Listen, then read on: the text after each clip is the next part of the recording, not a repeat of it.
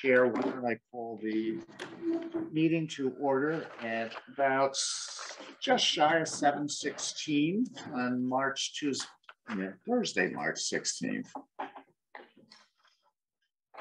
And I can start us off with our public participation if you folks have anything to say as part of the public. Because we actually do have the public here. So I would just ask if you could just state your names and who, if anything, you're representing, and just typically you just address me as the chair and see what happens. So I'll start off. So I'm Nicole Sullivan. I live in town here on Highbridge Farm Lane. I'm not representing anybody but myself today and my family. I have two kids. This is the family I'm representing. One at center school, one at the high school. And I guess before I get into my little spiel here, I just want to say thank you guys to all the board members. I know what commitment it is to the town to give up your time. Technically there's payment, but it's not anywhere near commensurate with the work that's put in. So thank you guys for that. So I prepared a statement and I get I'm just gonna read it. We're not that terrible, so take your time. Oh, I know. Relax. Still, there's more than like 2 people in the room. I said we are just glad that there is somebody here from the public. So thank you so much. Well, I wanted to just come in and voice my support for the Board of Education budget as it's been presented. I did review it online beforehand, as I do every year. Because again, I do have kids in the school system. Short story, my family, we're not originally, my husband or I, were not originally from Connecticut at all. My husband's from Massachusetts, I'm from Western New York. And our family moved into Bolton about 10 years ago. And at the time when we moved here, we had 2 young children and really down selected our list of places to even look at houses based on where were the good school districts east of the river, specifically for us, because we both are employed at private need. And Bolton was on that what ended up being a very short list at the time for us of towns to look at. And we were very lucky, very fortunate to find an amazing neighborhood here. Wonderful neighbors and a wonderful house, and we're very, very happy that we made the decision to move here. But if it wasn't for the schools being as highly ranked as they were, we would not have even looked at Bolton at all as a town. So I just want to make it very clear that it's the schools that attract a lot of young families to the town and really help our home values be what they are. So I guess that, again, that was 10 years ago. Our kids have been in the school system for about 10 years now. They've had an amazing experience. We were very fortunate to be, I think, the very first grade of full day kindergarten in the town, which as a working parent made a huge difference to me personally, but also to my husband. My older daughter was fortunate enough to be able to participate in the 5th grade language program, where she was able to try out both French and Spanish before choosing one to go forward. My second daughter would have had the opportunity had it not been for COVID. That's a whole other issue. But that's one of the programs that I know we lost due to some of these budget cuts last year. And I recognize that even prior to that, we had a 3rd grade language program as well. And that's something that was lost before I moved to town, or maybe early on when I moved to town. And these are things that, I'm kind of watching the deterioration of our school system over the 10 years that I've been here, year over year, struggling with budgets. Now I have a student at the high school, so I'm learning more about the losses that the high school has suffered, year over year. When we moved here, Bolton High was a in high school, and we had just built this beautiful building and all these opportunities. And now that I have a student in the high school, I'm learning that just because we have these beautiful facilities doesn't necessarily mean we have the funding to be able to fully support and staff it. AP courses are on the decline at our school, which is something that I'm very concerned about as a parent, especially looking at tuition costs, right, in college. In addition to things like options for foreign language, my understanding is that the high school students can no longer take French anymore. My daughter fortunately chose Spanish, so she still does have that open to her, but I'm concerned in seeing that. I wanted to share with the board that because I'm witnessing the deterioration of the schools, we have opted to look at other opportunities for our daughters once they reach high school next year. And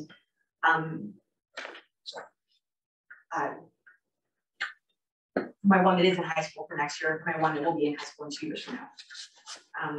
Anyway, so the year-over-year difficulties with the budget, they've definitely resulted in an impact to our school system. So I just wanted to come here tonight and really voice my full support for the budget as the Board of Ed has, proposed it. I would love to see the budget as proposed go to the town to be voted on as it is, and let the larger town population decide whether, how much support or lack thereof we're going to make for this budget. I understand that there are some pretty significant impacts to the school with any amount of cut to the budget as it is. And as a town, I also feel like not just as a parent, but as a town member, I need to support the schools, because again, it's the schools that bring, the young families here and have people looking at our town for homes. And that's really what our home values are tied to. Nobody's going to want to move here. I mean, the country is great, but there's other options for that, right? It's the schools that really set us apart. So that's all I wanted to say. And that was a little bit more rambling than I anticipated. No, thank you. Thank you all for putting up with it. No, thank you very much. All right, so I'll go next, if that's all right. Thanks for having me. My name is Chris Duffy. I live at 8 Stonehenge Lane. I have 2 kids in the school system. One's in 6th grade, the other's in 10th. I'll say in our time that we've been here, which is a little over 10 years now, all the teachers have been excellent. Although I've noticed, that was already commented, we have been losing some teachers, and we also have lost some. So I'm here to state my position that in support of the proposed BOE budget, in support of the strategic plan for which that budget is on, for growth and improvement in Bolton. And whether you're a parent or with a student or you're not, the tax, like mentioned, the taxpayers come here for these schools. That's why I came here. But I heard recently many parents are considering and already have chosen to send their kids somewhere else, to some other town, even just one town over. So why aren't the students from other towns coming here to Bolton, right? What do we have to offer? Are we funding anything worth offering, right? We need to. So the data shows the student enrollment's consistently gone down over the past 6 years. But there's a strategic plan that was created to address this. That plan needs to be fully funded. Or at least being given the opportunity to be accepted at referendum, not cut beforehand. Like I said, my family chose Bolton over 10 years ago because of the great schools rating. And that's where I thought it was going to be when my kids got to high school, right? Also, the class sizes being smaller, the small town culture, I love it here, and proximity to work. I didn't choose it for the high property taxes, but I understood that that's the investment I was making and where my children are going to grow up. Inflation is everywhere right now. Our schools aren't immune to it, but taken from our town youth is not how to deal with it. The kids, the schools, our town reputation are counting on us here. And while neighboring towns are all dealing with similar school budget increases, holding the plan is one way to start attracting residents and one way to avoid folks from leaving Bolton for better schools, leaving Bolton altogether. The folks in this town care about the schools, which is probably why nearly 65% of our expenditures are for the schools, right? Enough so, a social group of concerned parents has formed recently to invigorate and promote success of school sport teams, which could be highly impacted if the proposed budget gets cut. So here, although I'd like to understand better the high cost of the special ed in the proposal and the buses for pre-K, I am here in support of the proposed BOE budget. To hold the plan, invest in the growth of the town and its reputation, top performing Blue Ribbon School of Excellence. So thank you very much for listening. Thank you, sir. So good evening, everyone. Thanks for having me. So my sentiments will echo both of theirs. So my name is Eileen Rhodes. I live at 198 Cleveland in Bolton. I have 2 children as well. They're both at Bolton Center School. My daughter's in 4th grade and my son is in 2nd grade. So like the previous colleagues here, my husband and I moved moved to Bolton 8 years ago when in 2015, my daughter was 2 and our son was only 4 months old. We came to Bolton from Wethersfield. We chose Bolton for many reasons. Obviously, the small rural setting of the town, lower population, but also because of the reputation of the schools in town. Both Bolton Center School and Bolton High School were well reviewed at the time, with many folks saying that the education was high quality, with small classroom sizes and dedicated teachers and administrators.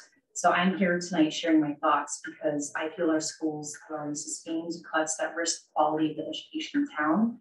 When an investment in education is reduced under the auspice of austerity, the quality and reputation of the town is negatively impacted. If we continue to cut the education budget, our property values will decrease. And the draw of this idyllic town for families with children is the school system. My daughter will be entering 5th grade next year, and due to the cuts, will not have the privilege of learning a foreign language. Both of my children have expressed an interest in that. And it's not lost on me that other towns in our surrounding area offer foreign language to their elementary school students. This loss puts Bolton students to me at a disadvantage to their peers from other towns. So I support the budget presented by the Board of Ed because I'm a believer of a robust, stable, and consistent funding for our school system. Our children deserve smaller class sizes, access to foreign language education, and the ability to participate in a variety of extracurricular activities and sports. I am deeply concerned as a private citizen about the trend. I'm gonna go to the town hall to listen to the meeting, okay? As a private citizen, I'm deeply concerned about the trend in town to cut the education budget and the risk of a downward spiral that will inevitably result in lower property values and families potentially moving out of town or choosing alternative schools for their children. So thank you so much for your time and inspiration tonight. No, thank you so much. And again, I'm just really, just really glad that you guys showed up and took the opportunity to speak. And I just also want to remind you that we're no different than you are. We're town residents and we're not any better or worse. And don't be afraid to talk to us. And, again, if anybody else you want to encourage to speak, it's, we really appreciate it because without the public here, if you've listened to any of our other meetings, we've talked a lot about feeling in the dark until we get to, the voting, because we do not get that public input. I do know some folks that wanted to speak couldn't be here because they're actually at a college planning meeting. And it's also very Well, they have an opportunity next time too, because with this tonight, we're going to focus on the education, Board of Education budget. But next week, I believe we're going to be talking about the rest of the board, the Board of Selectmen's budget. So I would just encourage you and everybody else to come to as many of these as you can. I know you're in I'm retired. I know you're in a different place than I am with careers and kids, but if you can find the time, it would really help us in addition to helping you and other folks you speak with. Are there any people on the phone who wanted to make a comment? And that would be a question. I would like to, please. And could you identify yourself? Because I just got a phone number for you. Yeah, sorry, I apologize. I'm Lindsay Frayne. I live at 32 Converse Road. I have 2 children. I have one in kindergarten currently at Bolton Center School and a toddler. So, and I am in support of the budget and really wish that we could find a way to expand it to get back some of the things that we have lost over the years with budget cuts. I think it's very detrimental if we do make any cuts to the budget this year, to our students, to our town. And we just cannot do that. Thank you, Lindsay. Anybody else? I would like to say something if I could. I'm sorry, you were broke. Whoever was trying to speak broke up a little bit. Hi, this is Ashley Pajoli. Hello, Ashley. Okay. Hi, my name is Ashley Pajoli. I live at 51 Birch Mountain Road. I currently have one child at the center school in 2nd grade, and my second will be at BCS in the fall. My husband and I are both Bolton alums. We attended the school from K to 12, and we have deep roots in the town. I'm calling this evening to show my support of the budget, but I'm also calling as a concerned parent. While I do believe some items on the budget can be allocated differently, I do believe that the town needs to start prioritizing our school system. I'm going to sound like probably everyone else on the call and in the room that you're currently in. People aren't moving to Bolton for our part-time police officers or volunteer fire department or undersized town hall. People are moving to this town and moving back to this town for its schools and the reputations our schools once had. I feel that the budget cuts our school is facing will be detrimental. The high school's enrollment is dropping year after year, and parents alike are concerned about the future of education in this town. The idea of losing sports, extracurriculars, AP offerings, etc., it's disappointing. Knowing what the school was like when my husband and I were there and seeing what it's become and where it's heading is really concerning. So I just wanted to show my support for the budget and thank you for your time. Yep, thank you very much. Anybody else on the phones or in the room would like to speak? Ross, it might be helpful if everyone mutes until they're asking to speak, because you get some background and feedback. Yep.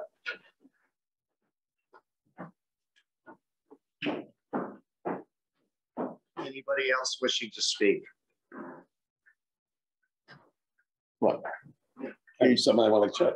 Oh, well, I'm waiting for the public first because we're still listening to them. Okay, anybody else from the public, you guys want to speak? I'm Katie, this is Jason Turgeon. We live on Lyman Road. We have 2 kids in Bolton Center School, and we have the same concerns about. Yeah, I think Kristen put it well there. We don't want to see the school system go down in flames here, so. And they've already lost languages. Now we have to pay for a tutor if we want our children to have any other language, and more in full support of the budget before we lose anything else. Thank you. Anybody else from the public? If not, Bob, I think you wanted to say something. I do. Firstly, I also appreciate the fact that members of the public are showing up and voicing their opinions. I've long been an advocate of making sure I choose words carefully. And in regards to budgets, and what comes before the Board of Finance each year is a proposed budget with increases, one from the town and one from the Board of Ed. Cuts are reductions in the total amount of money from what was received before. And what we deal with here is the amount of increases that are being requested to support the programs in the next year going. So we do have to be mindful, and I think if you went around the table here, and certainly my experience would echo your experiences. I moved here 37 years ago for the school and could not have been more happy with it and the outcomes for both of my children. And I'm sure you will be too. So the intention of this board here is to try to minimally maintain what we have, if not move it forward. And at the same time, to balance that with the town tax rate and other parts of the town populace who are saying, I can't afford any more taxes. So it's a fine line we try to trod, and we do appreciate your input. We do all understand the importance of the school system to this town. But it is more than just the school system, as the other people have pointed out here. You know, it's just a wonderful place to bring up a family. And what we can, I can rest you well assured that we are not vindictive in any manner whatsoever. We want to see the schools advance as well. One thing that I find, and I was dwelling on it as I reviewed the materials, was school enrollment. And that has been a troubling thing for all of us for a number of years. The projections, by the way, for this coming year are going to be an increase of 10 students. 5 in K through 5, and 4 in, I'm sorry, and 8 in middle school, and 3 less in high school. a part of what's going on in the high school district information is that we have had less participation from Columbia, who we accept tuition students from and have for many, many years. But their class sizes are dwindling as well. So as a consequence, the number of Columbia kids that we get here, as far as tuition kids, has decreased. And the same has happened a bit for the choice program, where we bring Hartford kids in to enhance the whole idea of diversity in Bolton, which is also very important. Yeah.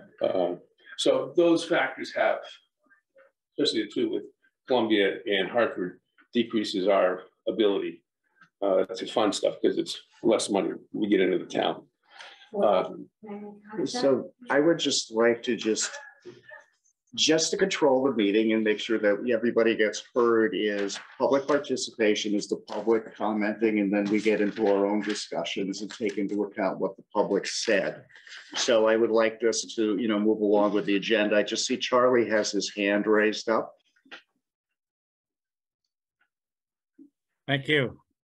As part of this discussion that we've been having from the public, as a citizen of the town and not a member of the Board of Finance, I'd just like to point out and stress the fact that the public not only has to show up to these meetings and the meetings, hopefully, that the Board of Education did when they were putting together their budget, but they also have to show up at the voting booth. If they don't show up at the voting booth, then the likelihood of they're getting what they'd like to have happen lessens. Vote and better chance of having not only participation in the democratic process and the budget process, but also hopefully being able to be happy with the resolution of whatever this budget might turn out to be. That's the only comment I have at the moment. Thank you. And thank you for that too, because that is the other flip side of it, is the voting parts, not only attending these meetings, it's the voting by everybody, regardless of how you feel about the budget, because we usually get a small number. And it's, again, that's part of what I described as working in the dark, because you have a small number deciding what the budget winds up becoming. So again, that would be another thing I'd ask. Could I chime in for a second to get my 2 cents in? And who is this speaking, please? This is William Gora. I live on 66 Maple Valley Drive. I too, like Ashley said, have strong ties to the community and do a lot with the community. I do want to first and foremost say I am 100% in support of the budget reform. The way the money is distributed. I believe there should be more of a say to. And I know, like the last gentleman said, someone needs to come out and more people need to vote. I've spoken to a few other people in town, and I will say I did not vote for the budget reform because unfortunately I didn't read enough to understand what was going on, and I didn't want to vote based on popular opinion. But I did hear other people say, how many votes for the budget reform, if someone could answer, took place last year? Do you mean the total number of people who voted, or do you mean the total? No, the different times that voting was taking place for the budget reform. I believe there were 3 different times budget was proposed for reform. 4? Yep, that's what I'm seeing. I'm remembering. And from what I was told, the first 3 actually failed, with the majority of the people voting in those first 3. Again, like I said, I'm pro budget reform. I think it needs to be done.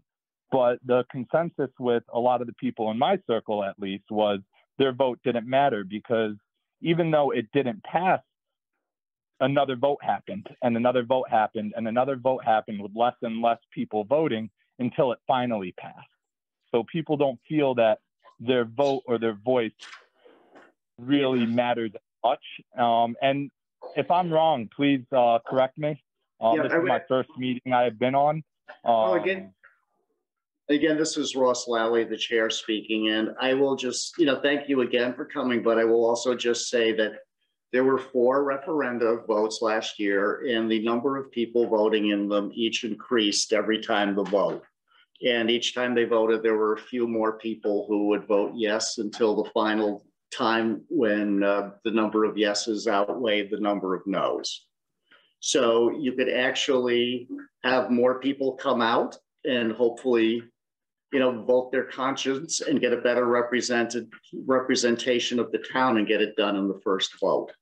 So your vote is important, and it's just that the way that it has been working in Bolton, there's kind of a habit in place where there's a number of people, and I'm not saying they are wrong, who come out and then they're very strong voting, and they typically vote no. And they're the ones who decide, because if the people who are in favor of things don't come out, then the small number of people who say no, make the decision. And again, I'm not saying which way people should vote, and I'm not saying criticizing the people who vote one way or another. I'm just telling you what the votes look like. And if people want to change that, then you need to have more people come out to vote. It's really kind of as simple as that. And again, okay. I'm just actually on the Everything Bolton page currently, reading that 438 voted can I just for it and 415 didn't. But when you scroll down to people posting what number they were voting, it was in the 1,500s in previous votes. Yep. So let me go and just say thank you for that. And I'd like to just keep the comments tonight on the, the budget specifically, so that we can get going with the rest of the meeting and actually hear the various presentations. Oh, I agree. I'm just chiming in because, like I said, I think we have more participants in these meetings if they felt that their voice and their vote mattered a little bit more. And thank you very much. Ross, Kristen Gorley has her hand up. Yes, Kristen. Yes, Ross. Thank you, Joe. This is just a quick point as we get going into this process, and I think it's a very important point to note for everybody there, especially for the public participation, is that just in regard to voting and also going back to Charlie's point, as per our charter, every single time we go through a referendum, it is reduce. We were going to change it. We tried to get it changed at one point to change that wording to revise, but that got voted down. So every single time a budget fails, that budget is going to get reduced. So that is something that's very important for everybody to understand if they think that their vote doesn't matter, because it's never going to go up. It's only going to go down as per our charter. That's the only point I wanted to make. No, thank you, Kristen. And it's even if it's a tie vote, is considered not passing. Yeah. And it's a simple majority vote. It's like whoever shows up, we have no quorum. It's whoever shows up, the majority of those votes, simple majority, one person makes the decision. So your vote really does count. Anybody else? In that case, I will close out the public comment. Again, thank you, everyone. And then I will move on to the approval of our minutes from from our last meeting. That's not right, it's not January. February 16th. February 16th meeting. There we go.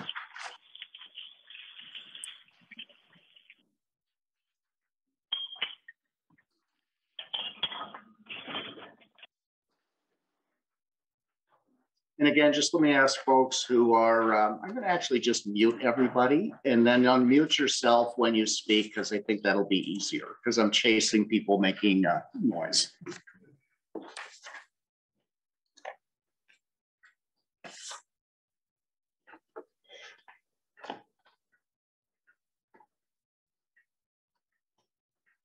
So any comments about the February 16th minutes?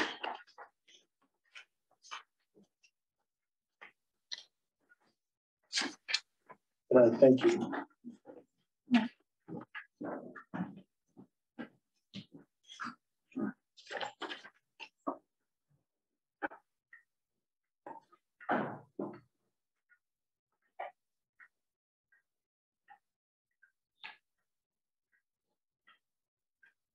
And when somebody is ready, I will entertain a motion to approve the minutes.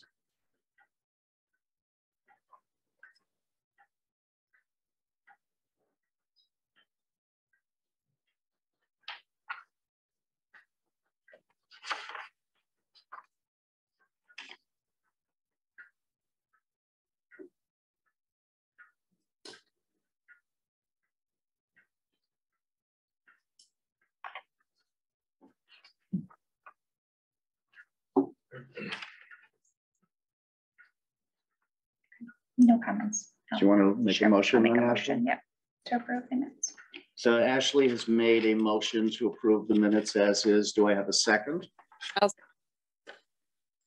that Kristen? Were you seconding it? I am.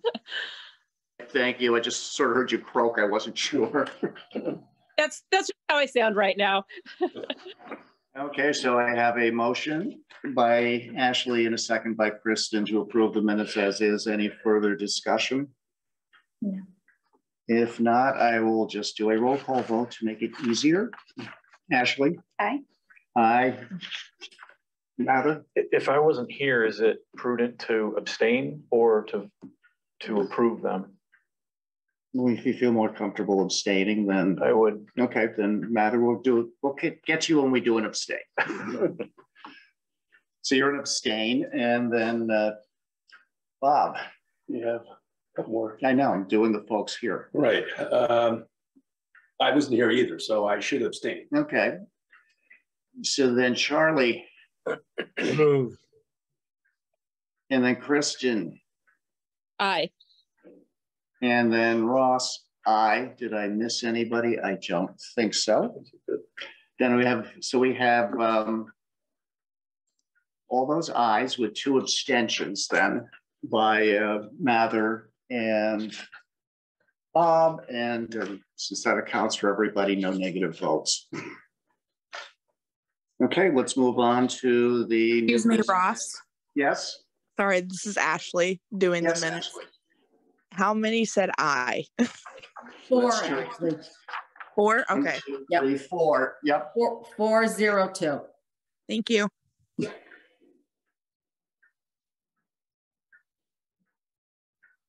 Okay. New business presentation, discussion of Board of Education's fiscal year 2024 budget. I will turn it over to Kristen Hecht. Thank you, Ross. Good evening, everybody.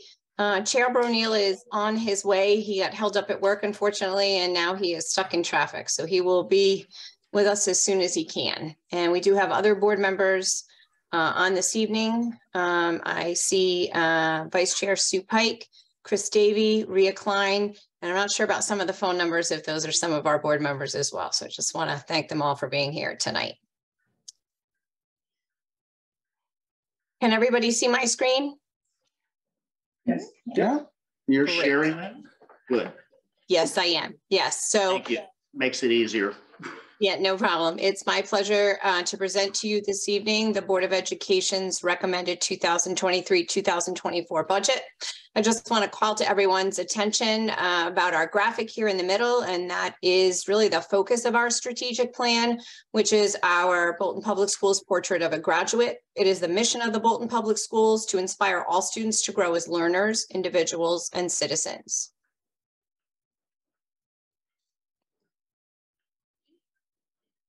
We believe that quality education is an indispensable community investment in the future of students and society. It requires commitment, communication, collaboration among student, family, school, and community. We believe that all students have the value and right to an education that meets their academic, physical, and social emotional needs. Students should recognize and value excellence, and that high expectations and shared accountability are essential for the success of each student. This is an overview of the FY24 expenditure plan, and you can see that our percentage increase over FY23 is 6.88%. 2% of the increase, or 2% of the budget is for regular education. 4% of the budget is for student support services or special education. 4% for administration and business, 7% for operations, 63% for salaries, and 20% for benefits for the amazing people that we employ that work to meet the needs of our students every day. Kristen, quick question. Yes.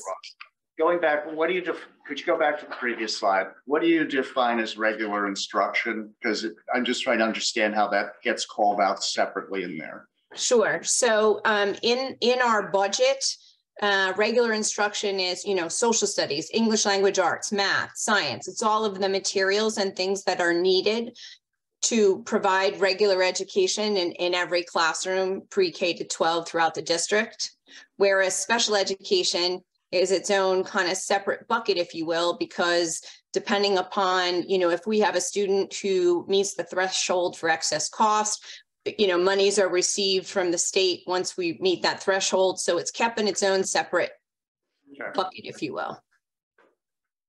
So to that point, right, it's a very small percentage for what we do pre-K to 12 overall for the amazing things that we do.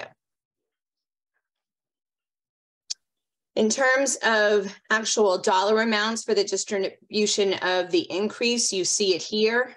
I will call to your attention that the salaries are, the contractual agreements that we have with the employees that serve our students. The benefit number could possibly change. Now, we had that happen last year, and it did not change for the better. If you recall, the state put out a number, and then as we got later on into the spring, they came out with a higher number. So we have had a few number iterations from the state, and each time we get one, it changes. So it is possible that come April, May, this number may decrease. I am hopeful that this number will not increase. I would like to think positively that we could have a decrease. We certainly have had a change in special education and the needs of students. I shared last year that we had some changes happening with regards to special education. We have a legal responsibility to meet the needs that are identified through IEPs, and that is identified for you right there. A small increase for administration and business, for regular instruction, and a little larger increase than usual for operations and services. A lot of that, to be honest with you, is driven by inflation, as well as, the high school's getting a little older and things are starting to break and we have to fix things. This is an overview of the 6.88% increase budget drivers. 63% are our contractual obligations. Basically 30% is special education, and 7% basically is for everything else that we do, which, is under the rate of inflation. And that includes building operations, instructional needs, repairs and maintenance, school insurance, transportation, technology for students, and technology support and maintenance for the district. This is a review of the budget reductions that already took place prior to the budget even getting to the Board of Education. I think this is important to highlight because although it's always been in our budget book, I think it's been lost over the years. So in round one, which was the round that came to me after the teacher leaders put together their budgets based on the requests that came to them, they then met with administrators, and this was the full ask, right, was an 11.0% increase. And it included all requests being funded, adding back world language in grades 5 and 6, which we lost this year, adding a math specialist at Bolton Center School, and adding 2 K-5 math paras, and adding a 0.2 physics teacher at the high school. After administrators met with me and we went through rounds of cuts, if you will, by the time round 2 ended, we were at a 6.88% increase. And unfortunately, That does not include adding back world language in grades 5 and 6, nor does it include any new positions whatsoever. And in fact, it's the reduction of a 0.5 special education para, and some additional reductions in all of the other areas listed there. I want to thank Board Member Chris Davey for this information about the impact of inflation and what has taken place with regards to our budgets. So regional inflation was 6.1% for 2022. Our proposed increase is 6.88% for next year. If we adjust the proposed increase for inflation, it is a 0.78% increase. The Board of Education's approved budgets have not kept pace with inflation over the last 10 years. The FY23 Board of Education budget, this year's budget, is about 9% below what it would have been if our budgets had kept pace with inflation.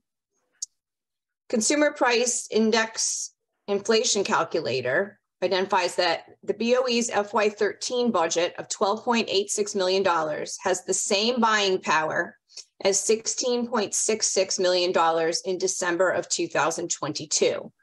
This is a $1.3 million higher than our current FY23 budget and $397,940 higher than our proposed FY24 budget. The board asked me in our during our budget deliberations to come back to the table with additional potential reductions. And obviously, you know, when we go back to that first pie chart where regular education is 2% of the budget, reductions aren't coming from there that really create any movement within the budget. So programs and positions that the board will need to consider should their budget be cut will be middle school sports. You know, I think the impact with regards to sports is, you know, it improves academic performance, provides regular exercise, and it's important to one's overall health, creates opportunities with others, to learn and work as a team, which is a life skill, fosters a strong sense of self-confidence in building relationships with others and having expanded capacity for empathy, teaches time management, decision-making, communication, athletic, and leadership skills. That's at the middle school level. The total of our program for middle school athletics is $42,856, or a 0.28% reduction to this budget ask.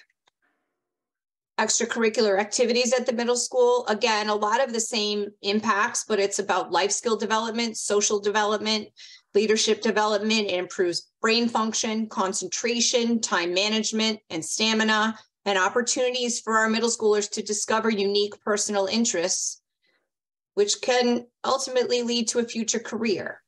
Cost for middle school extracurricular activities is $18,942, and it's a 0.12% reduction to the overall budget ask. Sports at the high school, again, tremendous impact for our students, including academic performance, building a strong sense of self-esteem, confidence in building relationships with others, foundations for lifelong fitness habits, opportunities for our athletes to understand how their own personal limitations are and discover how their own choices affect themselves and others. Being part of a team makes them more marketable to college and employers, instills a success mindset that includes time management skills, creativity and finding ways to improve, strong focus and concentration development, internal skills for handling pressure, learning when to take risks and taking responsibility for individual performance, and certainly provides our athletes opportunities to embrace the life lessons of practice, persistence, and patience. The total cost of athletics at the high school is $213,134, and that would be a 1.41% reduction to the budget request. Extracurricular activities, a lot of the same impacts at the high school level that were already mentioned. And I think one piece to really highlight here too is participating in extracurricular activities at the high school level in particular leads to positive long-term outcomes as documented by research.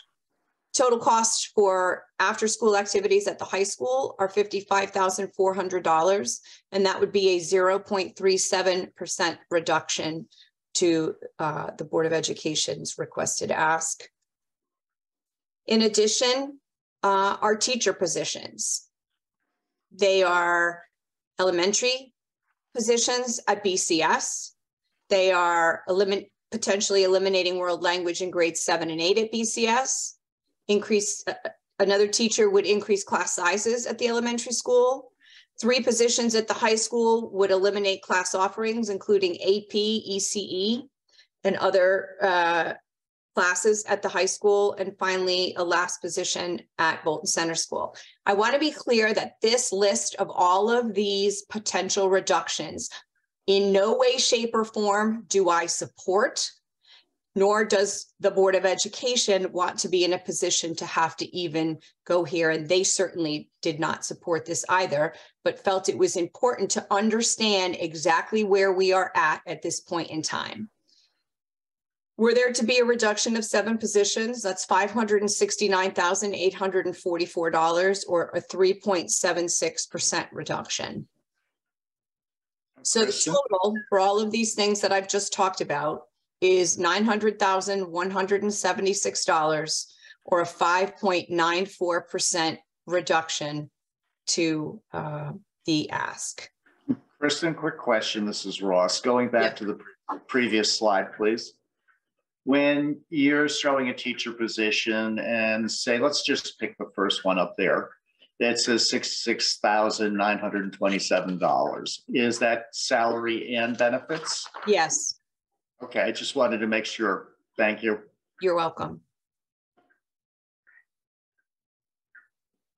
These are our projected revenues from federal grants and state grants, and our projected grant award is $623,074. I just want to call to the board's attention that choice monies are what the Bolton Public Schools uses to pay tuition for Bolton students to attend state magnet and agricultural schools. And we're projecting this total to be $119,969. I think that, Kristen, I'm sorry, did you have a question?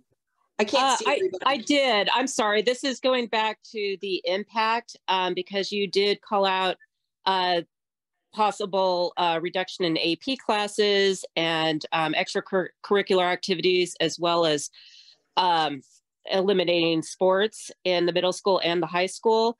Can you shed a little light on the fiscal impact that AP classes have as far as students that participate and actually, pass the courses, the exams that they take, as well as also for sports as well, any type of scholarship opportunities and how it makes them more competitive for college? Absolutely. So, when our students take either AP or EC courses and receive college credit, that's credits that they take to college with them. So, we've had students who only had to do 3 years of college that left Bolton High School because they had so many college credits. That's a huge savings to a family, regardless of where their kid goes to school. But obviously, the more expensive the school, the bigger the savings it is for the family. In addition, the same is true of athletics, right? Kids can participate in athletics and they're a really good athlete and they have the potential to get athletic scholarships. That too defrays the cost for their parents considerably. I think that both the after school piece, as well as the AP and ECE, as well as elective courses, have a huge impact for families as they turn the corner to send their children on if they're going on for college education. Hope that answers your question. It does. So it does appear that initially it can seem like if we eliminate some of these extracurricular activities and the AP classes, it may seem like a reduction, but for many of these families, it would be a significant fiscal cost to them. 100%. And I think it has a tremendous impact for our students, right? Because they've not now been able to position themselves to maybe be able to go to the college they want to, because they didn't participate in extracurricular activities, that maybe they weren't an athlete. They didn't do all of these extra things that colleges want to see on a college application, as well as take higher level courses. So it's a whole thing. Okay, thank you. Thank you. I think this is where I left off.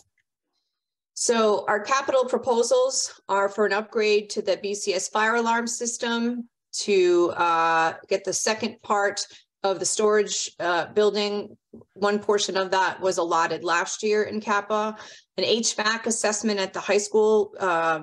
It's now 13 years old, and we're beginning to have a lot of issues with it. So we think it's time to do an assessment just to see, progressing out further, what needs to be done. We need to replace the geothermal pump 1 in the control. You will see pump 2 in the control in next year's budget request. And we need to replace the public address system at the high school. So that is what went forward to the Board of Selectmen. So Kristen, this is Ross, just about these capital proposals. Yep. So my understanding is you have a planned maintenance schedule, so that if these things get deferred, then they just pile up later down and you wind up with a bigger pile of money to spend at a given time, as opposed to spreading it out more, correct?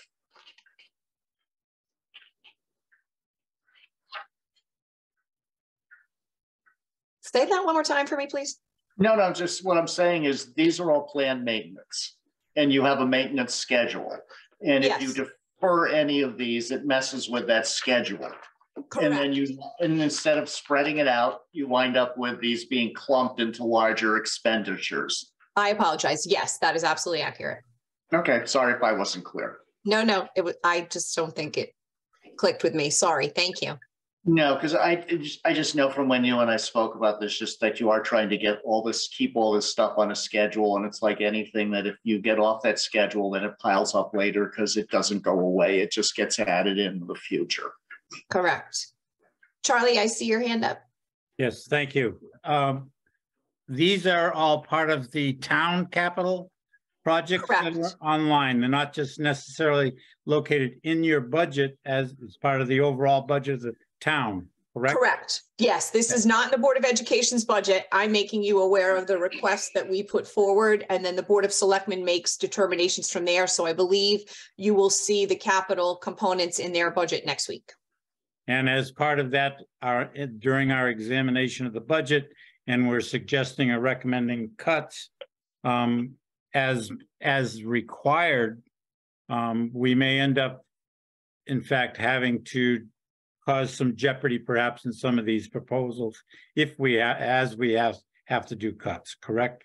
Yeah, that is certainly a potential problem. Yes.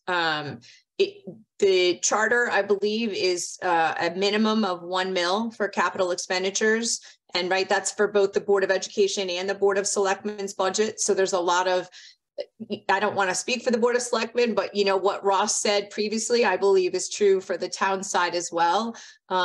So certainly if reductions are made to capital asks like you articulated, then it certainly begins to have a domino effect over time.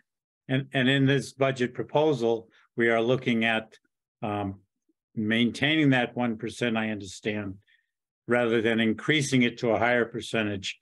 And that's the point to make as far as the overall budget is going. Thank you. Yeah, and I can't really speak to that, Charlie, because the Board of Selectmen hasn't presented their budget yet. So I think there'll be more clarity for everyone on that next week. Thank you. So these are additional capital proposals that are potential referendum items that, I keep on there year after year because I don't want anyone to lose sight of it. We are going to need to replace the roof at the center school along with the air handlers. We are going to need to take a look at air conditioning for classrooms, a soccer field at the high school, which I would like to share with you that maybe this can come off our list at some point. So I'm going to, maybe Jim Rupert wants to just speak to that really quickly, or maybe now's not the right time. Jim, you tell me. I certainly can if you'd like. Yes, please.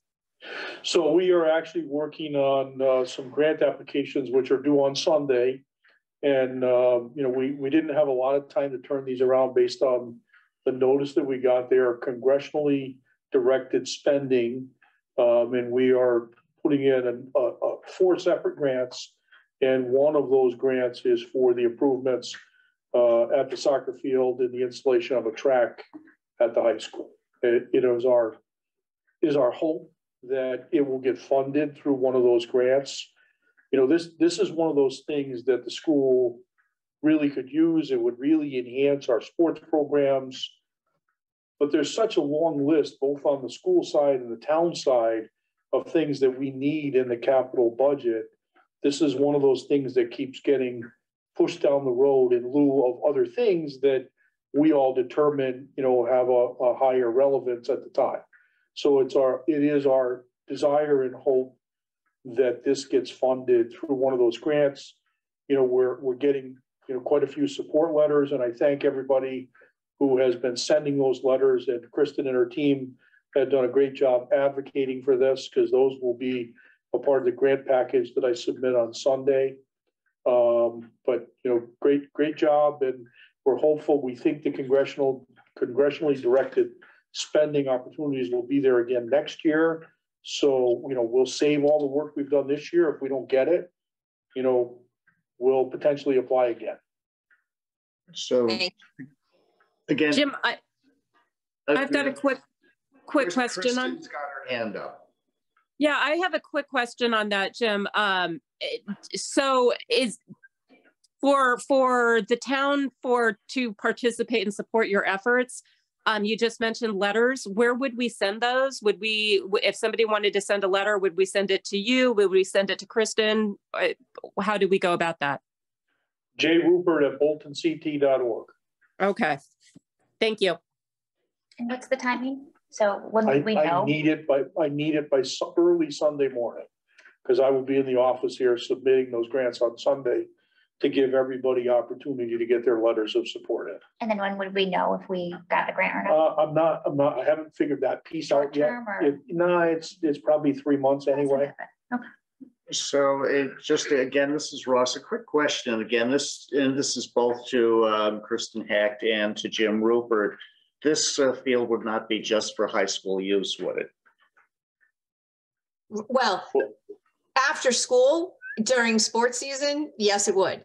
But at night or, on the weekends or whatever, when students aren't using it, that would be a full town resource, which would be amazing for the town of Bolton to have a track where people can go to walk, because I would expect that it would probably be used even more than the tennis courts, which are used all the time. There have been history of issues with that and having town use of the field. So that's a good question. Yeah, because I just wanted to ask that, because if this is not just for the schools, then I think we should really be clear that this primary use is for school when school is in session or has need of it, but that still leaves a large amount of time where the rest of our community can use that. And it's a very good asset then for, folks want to get out and do a quick little game of football or something or whatever, or they want to go walk or jog on the track. So there's a benefit to everybody. It's not really just for the school then. That's what I just wanted to clarify. Correct. And I just want to speak to, the field usage right now at the high school. We have such drainage issues with the soccer field that we've had to close it over the summer so that we have some semblance of a field by the time our student athletes can play on it in early September. So it's not because we want to do it, it's because we have to, based on the current situation back there with the field. And then we have the science lab upgrade, the library remodel. Jim, do you want to speak to the greenhouse removal for a second? Sure. So, our goal, the Board of Selectmen recently acted to use our ARPA funding to remove the building that we're currently using at Notch Road as a municipal center.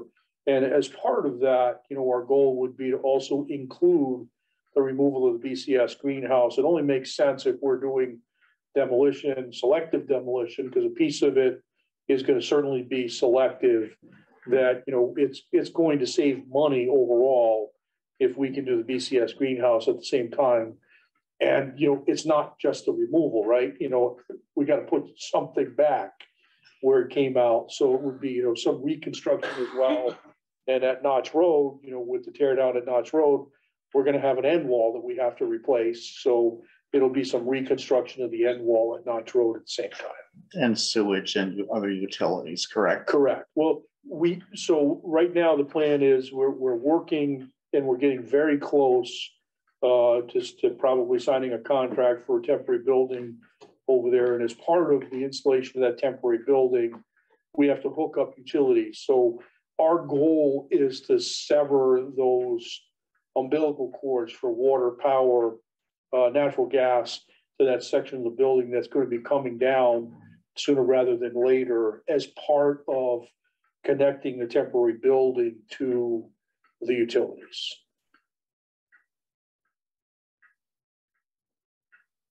Thank you, Jim. You're welcome. So looking at enrollment, we are expecting our elementary enrollment to go up a little bit, our middle school enrollment to go up a little bit from this year, and our high school enrollment to go down just a switch. But having said that, I will share with you that since October 1st, we have 11 new students to the Bolton Public Schools, 6 at center school and 5 at the high school. Over what you provided? Say again? Those numbers over what you provided in your budget book? No, so those numbers aren't even included in my budget book. So those numbers are just since this October 1st. Okay, so they would be in addition to what's in the budget book. Potentially, yes. 11 more kids. Yes, correct. Nice. What for us? This is Columbia enrollments. I think this was spoken about earlier about how their numbers are much lower and have been for the last several years and continue to be over the next few. And then we got a little bump up and then we've got some pretty low numbers again. So we are projecting 16 students in total for next year. And you can see the Columbia tuition is $13,870.13. And the 20% to go to the general fund, 80% to the bond, and the projected total.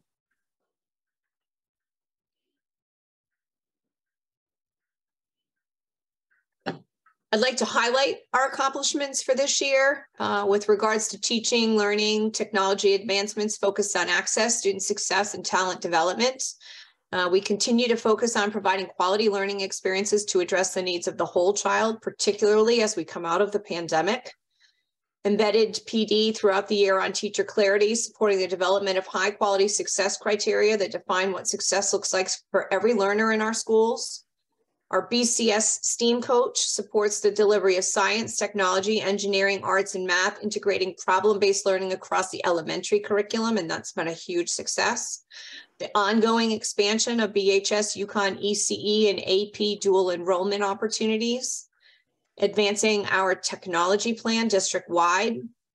We updated all desktop computers for BCS and BHS special education and related service staff, central office staff, administrators, nurses, and office staff.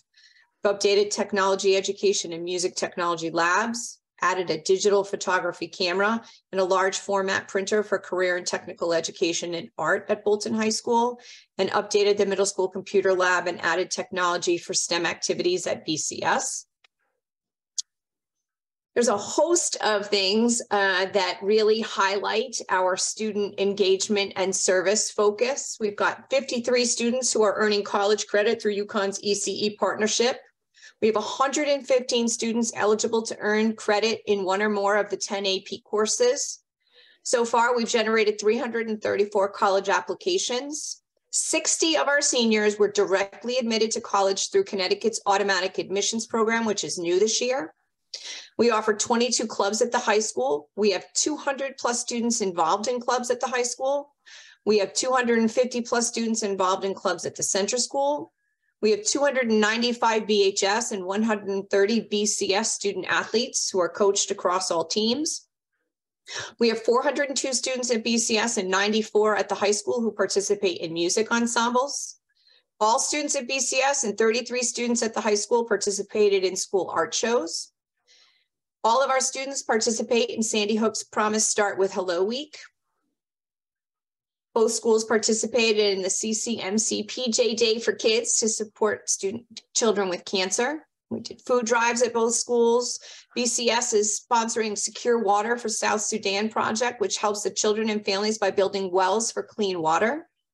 BCS had an in-person Veterans Day assembly this year, which was awesome. And they also had a holiday toy drive, and BHS did holiday meals and gift drive. BHS Senior Center Partnership, which includes food tastings and leaf raking. We do Red Cross blood drives at the high school, and our students have completed 606 hours of community service at the high school. And I'm very proud of everything that our staff and students are accomplishing. This is the Board of Education's requested budget, and it focuses on maintaining Bolton Public Schools as a high-performing school district, student success, having a caring culture, focused on talent development and resource stewardship. And Bolton Public Schools tagline, empower, build, develop, become. That concludes my presentation. Thank you. Thank you. Any questions for Kristen? Bob? More some observations, if I might.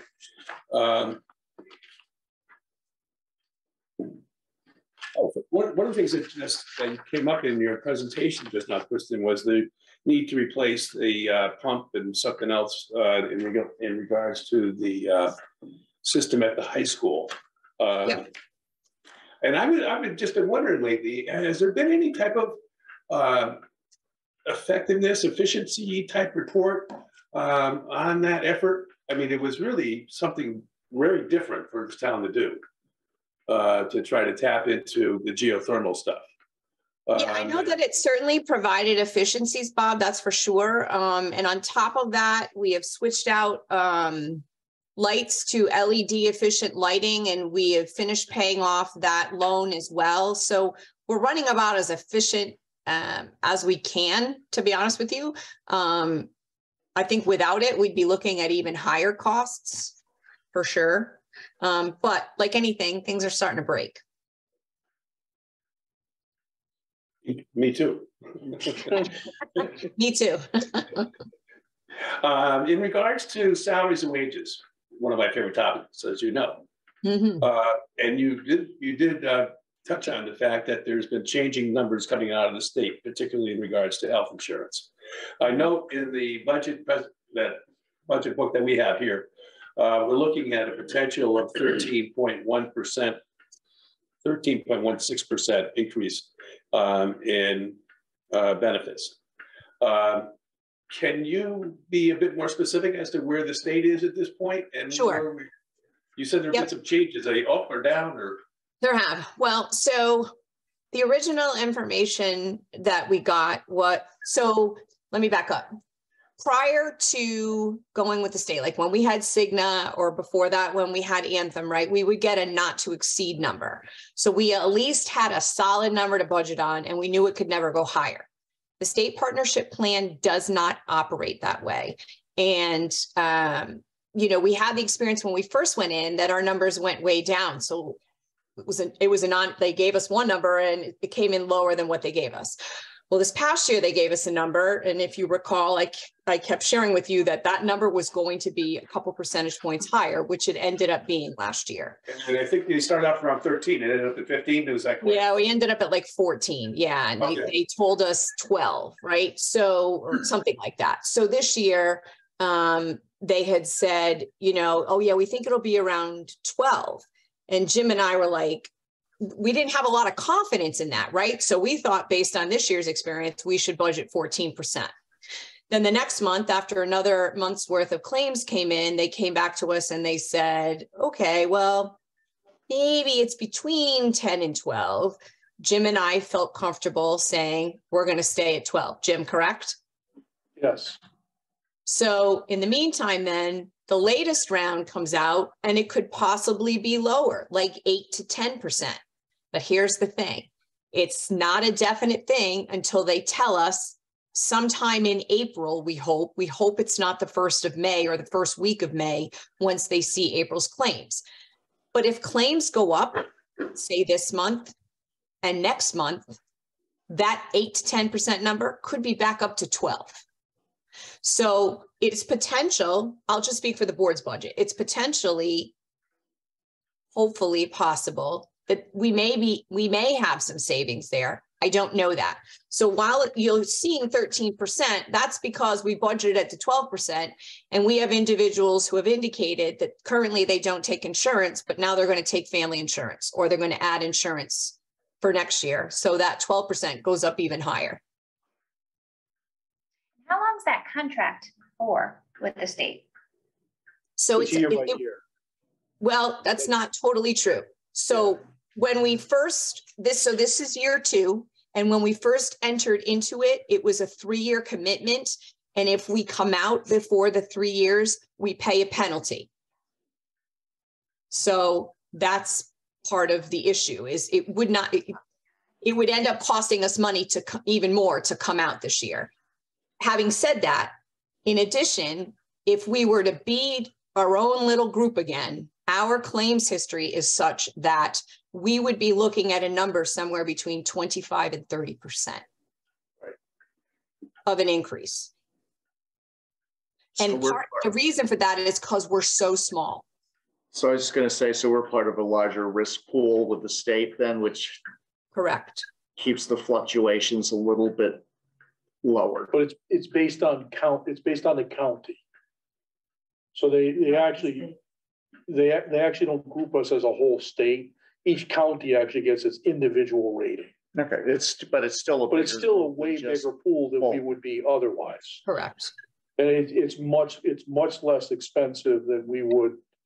And I will say now, just for clarity, that between the time that the Board of Education finished their budget and the Board of Selectmen finished their budget, the Board of Selectmen did decide to take a risk and lower their percentage. So you'll see that next week. And that's why there's a disparity, because the risk for the Board of Selectmen is only $30,000. It is much higher for the Board of Education. And that's why the Board of Selectmen felt like they could take a risk with the latest percentages that came out. So if when we present our budget, you see a disparity in the number that the Board of Education is using and the Board of Selectmen is using, that's why.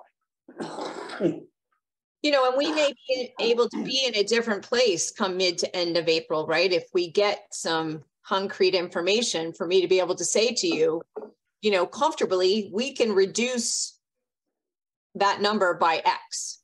I'm just not there yet. So years past, Anthem would have been a what percentage increase, you know, year on year? It would be in the 20s? Usually in the 20s. And then a lot of times they would come down to be in the teens somewhere. Sure. Our early numbers would be in the 20s. Small business, like you don't have that. I have a few others. Yep. One of the struggles that you had to deal with, and the staff as well, was the lack of positions being filled and our ability to recruit, which is not just Bolton's issue, it's nationwide. Have you made any progress on that? And as far as filling vacancies? So it's month to month. It kind of feels like, to be honest with you, sometimes. So right now, we are down 3 positions. 6 weeks ago, we were down 2. 2 months ago, we were down 4. A month before that, we were only down 2. This is what it's looking like. And it's happening in every district. I mean, it's happening across the state. Rhea could share with you information that she heard, you know, from the CEA about what is happening statewide. So we're trying, but not always successful.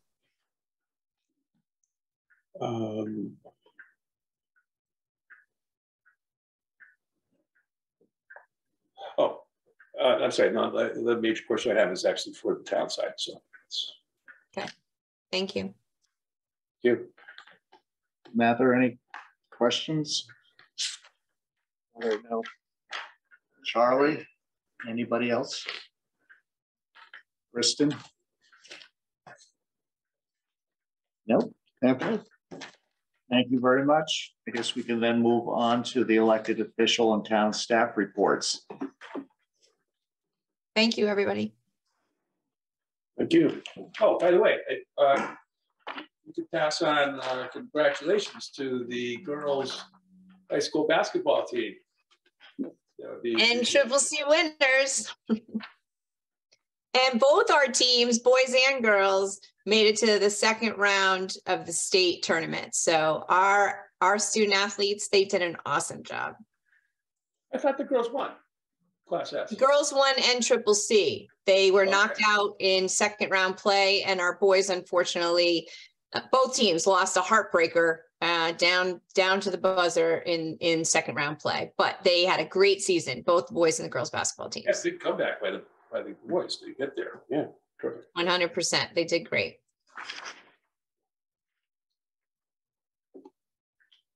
That was it. Okay, cool. So I guess, Kristen, you're not off the hook yet because you got to do our Board of Education update. Okay, let me see if I can share my screen here. Okay, can everybody see that? So the budget is currently 56% expended compared to 55% expended at this time last year. So I want to share with you a couple of things. I'm going to come back to this memo after. I'm sorry you have to watch me scroll through this, but it's kind of painful. You will notice here in special education, we've had a change over last month because we continue to have changes in special education. So you will see that our net of excess cost is in the hole, if you will, for $199,814. Having said that, as I have shared at previous meetings, we weren't in a position to go for the ask because I just didn't know where we were going to land. And we do not need to come for an ask because we're going to be able to cover it because we have unfilled positions. Without that, we'd be having a different conversation. So having said that, we currently, you will see here in salary and wages, we have taken in an additional $87,000 of savings based on where we project to be between now and the end of the year. That could change and we could still have more, but that's kind of where we're at right now. But you will also see we had some people come on and take on benefits to the tune of $19,000. So you can see how that fluctuates. So having said that, the total education budget right now will be able to cover the negative balance in special education with a remaining number of $80,186. Having said that, however, you had a memo from me also that lets you know that the Board of Education voted to transfer $30,000 from salary and benefits to capital equipment. The reason for this is in CAPA currently, there is $20,000 sitting there to go towards a portion of the replacement of the BCS fire curtains. The fire marshal, we had our annual inspection and we failed the annual inspection. So the fire marshal has stated that the curtains must be replaced as soon as possible, and we have up to 6 months to get it done. This is a safety hazard. We have to do it right now. So the total cost is plus or minus $50,000. So the board transferred $30,000 and we've already gone out to bid and are waiting to receive bids and get moving on getting those replaced. Questions for me?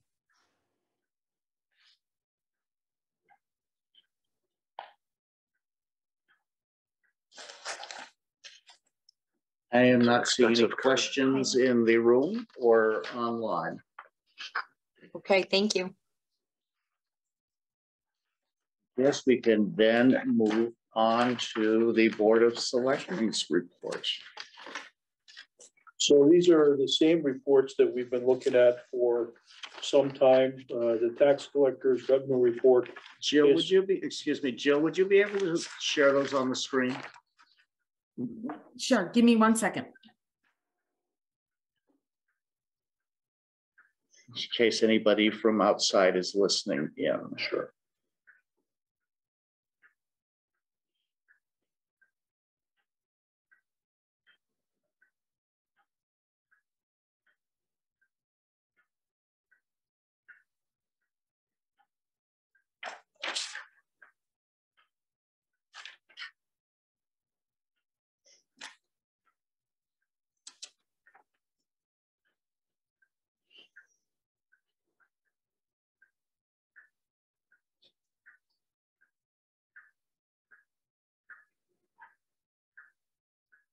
You see that? Yep, there we go. There it is. Thank you. You're welcome. So it shows that our percentage collected is at 100.87%, 87%.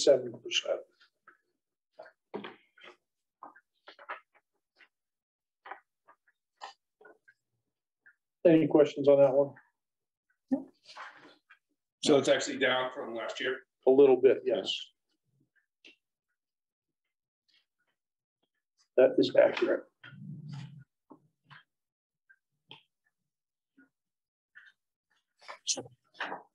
The good news there is some good news, right? Is that when we're looking at that collections to date, even on the net basis, 18,148,000, it exceeds what the adopted was at 17,991,000. Correct. Which is money we can put towards next budget.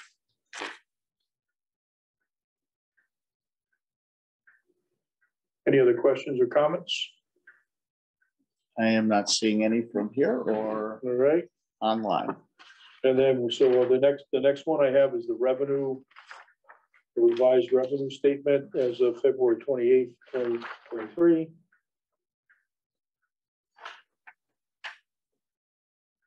You working on that one, Jill?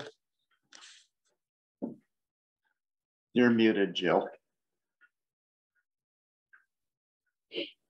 Okay, so, all right, give me 1 second. I thought I could. No problem.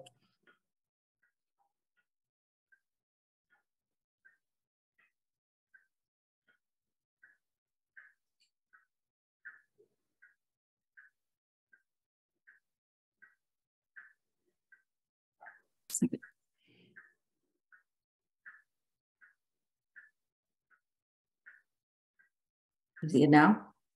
Yep. Yes. Perfect. Excellent, thank you. So this shows obviously what our adopted budget and revised revenues were, the actuals to date. And then where we currently stand with regard to collecting those, those revenues that we anticipated for this fiscal year. And, some we have fully collected, some we have collected more than we expected, and some we just haven't met our marks as of yet. We expect that in most cases, we will come close. Is there any questions on this report? And it is on two sides. The Board of Education grants are on the back side. I got a question. Yes, sir. Yes. And it's partly my own doings, and which I have to ask about it, and that's the interest income that we're not getting. And I know that they'll work diligently, probably with Jen, when you guys made a deal to avoid getting bank charges for the services they provide us.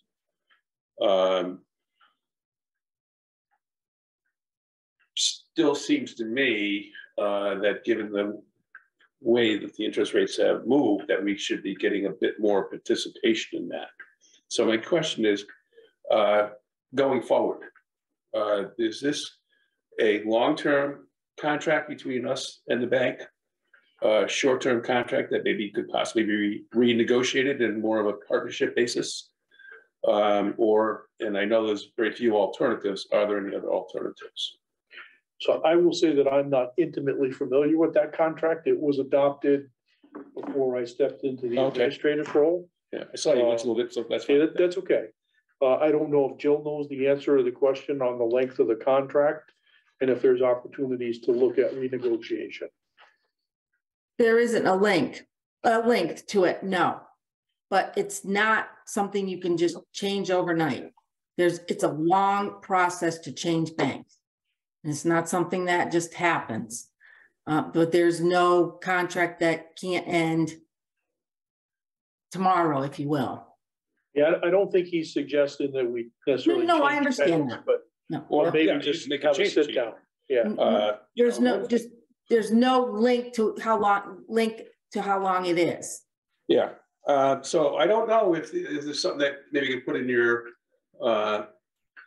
bonnet right now, but trying to convince them that it would be appropriate to renegotiate it with us. We have to kind of create the belief that we have alternatives to them, which we do, I'm sure. To try to get some more participation in that, because they're in my opinion making other candidates. Sure. That's certainly something that we can discuss as a board.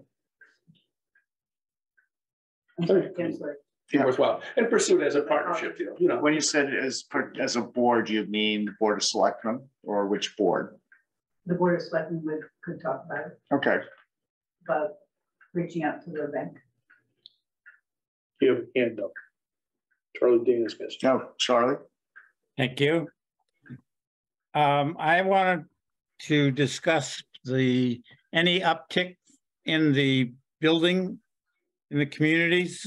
I see the building service costs are lower than expected. Are we expecting any new construction or projects coming in that we know of? Or are we looking at just the normal type of increase or to carry this balance? So, we're not currently seeing, right now there's a little bit of a lull in activity. Typically this time of year when people begin to get tax returns back, we see an uptick in small projects. Things like decks and swimming pools and sheds and garages. Those are things that we typically see this time of year. Right now, we don't have any large projects that are imminent. I can tell you that the Planning and Zoning Commission has approved some pretty sizable projects. I don't know that we'll recognize revenues from them in this fiscal year, but there is a filling station that's to be reconstructed on Hop River Road or Route 6. And I believe they approved an application for a bed and breakfast facility at Villa Luisa. So those are things that are in the works and may come to fruition either in this fiscal year toward the end or potentially in next fiscal year. I can tell you that although they last year approved the Bolton Veterinary Hospital, Bolton Vet at this point is not ready to construct their new building. Apparently there's a labor shortage of veterinarians as well. And that's one of the reasons they're not currently moving forward with that construction project, although it was previously approved by the Planning and Zoning Commission. To do a follow-up question, as part of this, any new construction would add to our grand list, which would assist with future budgets. That's part of the reason why I was asking the question about, do you see an uptick or anything happening? And we've had some stuff come online this year, but yet our increase was only a little more than a 1% increase in the grand list. So we're not going to be seeing any benefit that I'm aware of for this increase in the budget that's going out due to, you know, any kind of real new growth that we can look forward to, additional growth in this current budget year. That's a safe assumption, I would assume? I think that's accurate. I mean, you know, one of the things that we suffer from is a lack of building lots. There just isn't any, especially easy building lots to build on anymore. You know, the land that was easy to develop in Bolton has already been developed or is currently being farmed. You know, and I think the last thing any of us want to see is our prime tillable acreage turned into housing subdivisions. But you know, that's one of the things that hurts residential construction, which I know is an economic indicator. You know, and I will tell you that there's been some really robust changes in the building code that came into play as of October 1st, which are costly and difficult to achieve. And most of those things that have been added as costs are a result of the, you know, partnership with the International Code Council and the United States Department of Energy. You know, we've gone from having homes that used to have, you know, R19 or R21 on the walls. Now you're required to have R30. Your roof ceiling assemblies or your attics, you know, back when I first started as a building official, it was R30 in your attics. Then it went to R49. Now today it's R60. That's 2 feet of insulation in an attic. You know, so those are significant additional costs. And if you could, you know, if you put that in conjunction with the change in interest rates, the cost of building a new single family home today can be pretty frightening. So, you know, those are not things I think we're going to see as a boom anytime in the near future.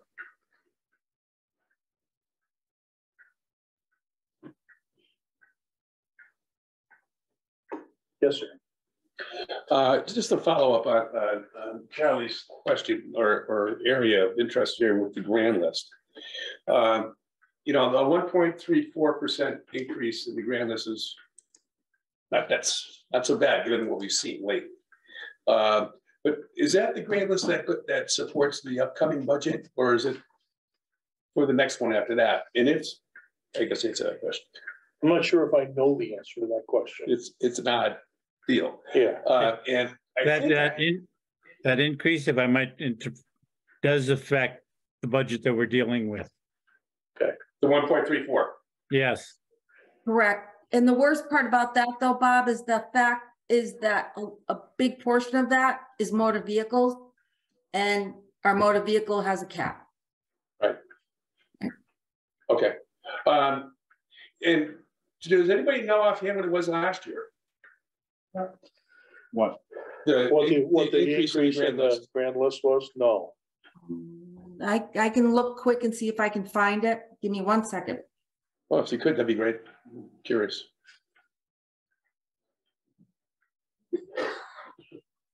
While she's looking at that, is there any other questions on the revenue statement that you can think of? Yeah. I was going to say I'm not seeing any online, so if you wanted to move on to and then the expense report is really the same expense report we've been looking at, and the same line items that we have identified before are the line items that we're watching. We probably will have to, you know, do some significant transfers here in the near future for a couple of these line items, but you know, certainly, you know, we're doing okay. And you know, you can see that, you know, our budget you know, currently is over 50% expensed. And if you compare that with the last couple of years at this point, it's a bit more. And I think what that demonstrates is that it shows that, you know, we're really trying to budget for what we know we need rather than, you know, we really do employ the zero-based budgeting.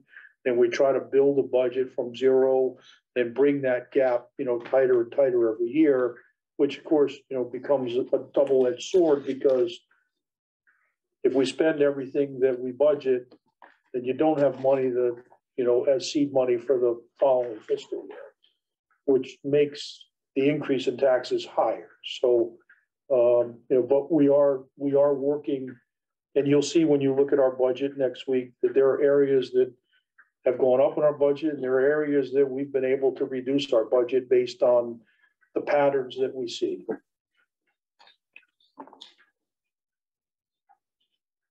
Any questions on on that budget document? And then during the last month, or in February, we had one transfer of $150.56 for covering the cost of newspaper ads for open positions.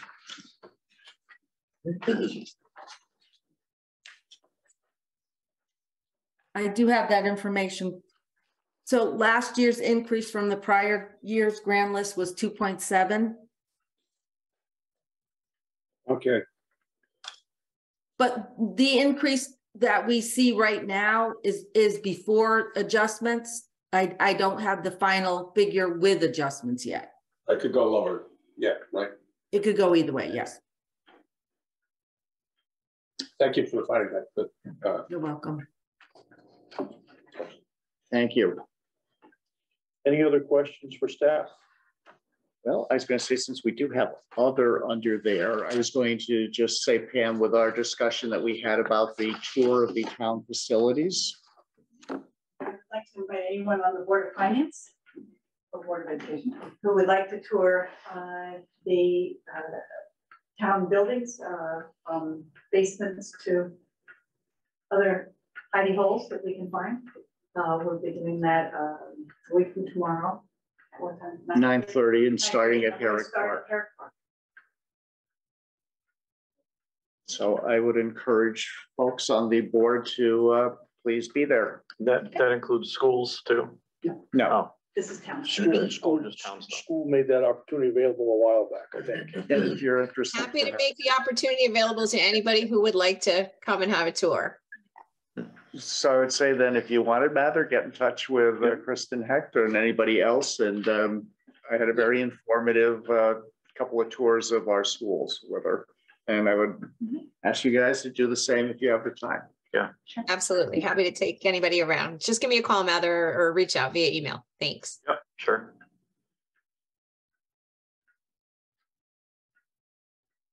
Anything else under other that folks want to talk about? And if not, then I will go on to ongoing business and budget calendar. Any updates to that, Jill, or? I did update it based on the Board of Selectmen choosing the referendum date. Hold on one second and I will try to pull that up.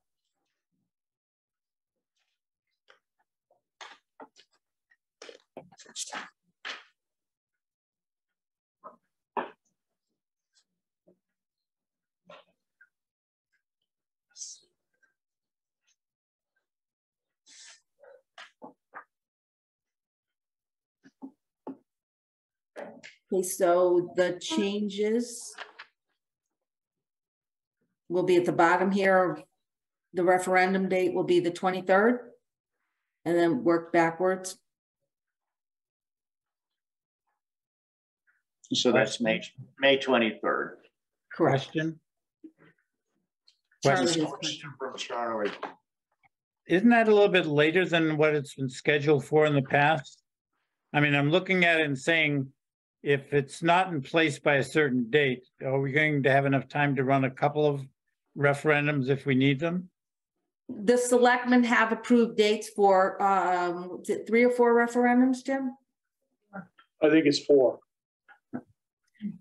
Okay. That's about the usual time, Charlie, because we can't go much further because then we run into Memorial Day, but we also have to, the Board of Selectmen also has to have a town meeting, and it has to give you enough time after the May 10th date that you have to have your budget in. I couldn't recall the time lag that we had last year. I think it was about the same time because of Memorial Day kind of kills us with the referendum because you don't want to have a day off and then the referendum. But I think we're on schedule for how we have done it in the past. This seems about right, because then you also have all the mechanics that we have to do behind the scenes to get the ballots printed and all that stuff done too. Right. So you can't go too early to get everything in place for it. Thank you. Kristen Gorley has a question. Yes, I see. Kristen. Okay. Just a quick question about registering to vote. People cannot do it anymore the day of, right? They have to do it in advance. Is that correct? We have election day registration, but I do not think it's for the referendum. It's only for like the state and federal. That's what so they need to do it. What is it? A week ahead of time? Is that right? I will have to check on it because it doesn't the exact thing comes to my mind, but yes, you definitely want to make sure you do it and do it in advance. Just call the registrar's office and we can look. Okay. I think you'll find that it's owner of record on the grand list entitles you to vote for the budget, as long as it's over a certain dollar amount.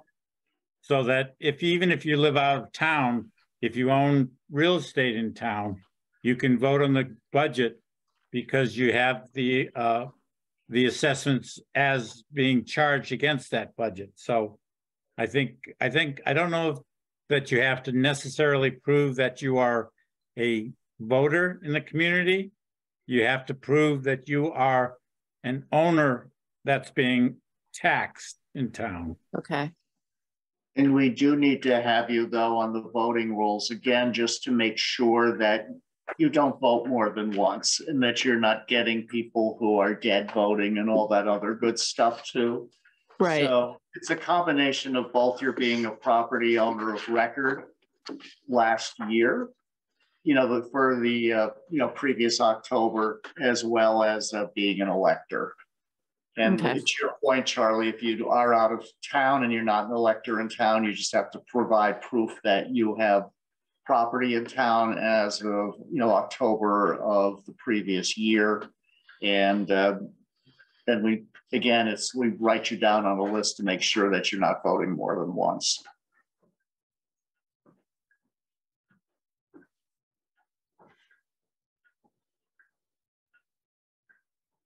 Any other questions?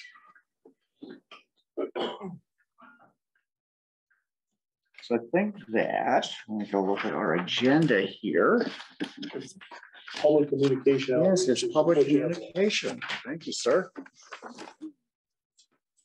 So any other thoughts on this? Because I think we covered a lot of it up front when we were having our commentary with the discussion with the public. Mm-hmm. And there's the two pieces of it. One is how do we get the information out? And, after the town, Board of Education, Board of Selectmen have prepared the combined budget. And then it's also how do we get the people out to vote? Because as we have talked about, there's typically a group of about 500 people who are very, very consistent about coming out and saying no, which is their right. And I'm not begrudging them. But you don't get to yes until you get one more than that number of people coming out and saying yes, which is why these drag on. And it also is a problem because we have about 3,600 registered voters in town. And the outcome bothers me less than the fact that it's decided by such a small number of people. And it makes it really hard to get a direct feel for what people think. So I think that's another thing that we need to, work on. Because it seems like most people are delegating decisions by not showing up to vote. They're delegating it to the people who, say no.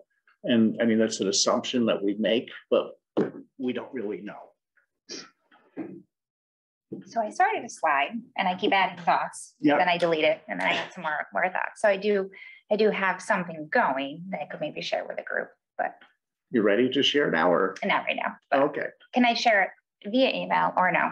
Does it have to be during a meeting? It would be better. If you send it to Jill, she could disseminate it. If she sends it to Jill, she could send it because we have to be careful because of basically Sure. all the Understood. Freedom of Information Act. I filled Ashley in today about that type of thing. So she's aware now. Yeah. So if Oh, you send it to Jill, Jill can then disseminate it to us, but we should not have any discussions outside of the meeting about it. If you Sure. have It's questions, just you go back to Jill with them. Yeah, don't hit reply all. Don't hit reply all. Exactly. Because it can constitute an illegal meeting. So it makes things a little more cumbersome, but it also makes sure that we're involving the public as we're supposed to. Mhm.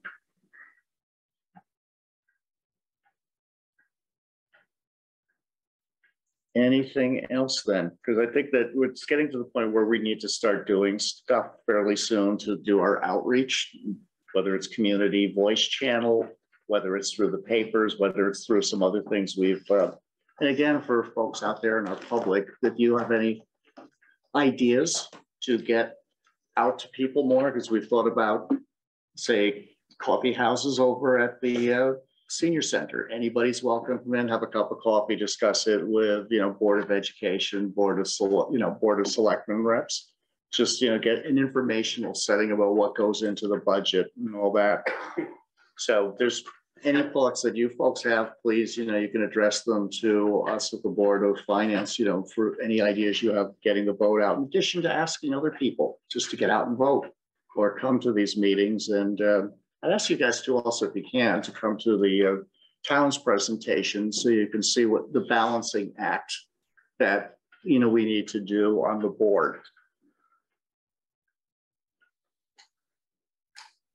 I can't share with you, Mr. Chairman, that the first selectman and I do have a date of March 28th to have coffee at the senior center and discuss the board of selectmen's budget.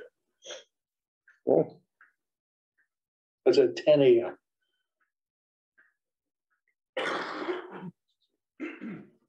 March 28th at 10 a.m. Yep. Is that up on our website or anywhere Any way the else? Board of Ed can tack on to that? I will certainly ask the director at the senior center if they mind if you come along with us. That would be great. Thanks. Yeah, because I think it's one of these things that would be good for both the Board of Selectmen and Board of Education to be present together at these events so that it's clear that this is the town, that it's not the Board of Education, it's not the Board of Selection. This is our town getting together and doing what is best collectively, within the limits that we have. So that would be good if you guys could talk about it. And although we create our budgets independently, they are tied together in many different ways. And Kristen, I think very, very well articulated, the capital plan it's tied together. Yeah. She presented her piece of the capital plan, and you'll see the Board of Selectmen's piece next week, but they're all part of the same budget. Yeah. And it all comes out of the same set of pockets at the end of the day, Absolutely. Which is why I think it's good to have everybody together so that it is really the town that we're talking about, not the Board of Education, not the Board of Selectmen, that it's, our town family, basically. All right, I will see if I can be there too and sit and listen. And anybody else who is available, I think it would be good to show up as well. And again, for our folks out there in the public, please, if you can, stop by, encourage other folks to do so. Anything else? Then I think we're ready for a motion to adjourn. Motion to adjourn. I have a motion from Bob to adjourn. Second from Charlie. And then I guess we can just adjourn. Thank you.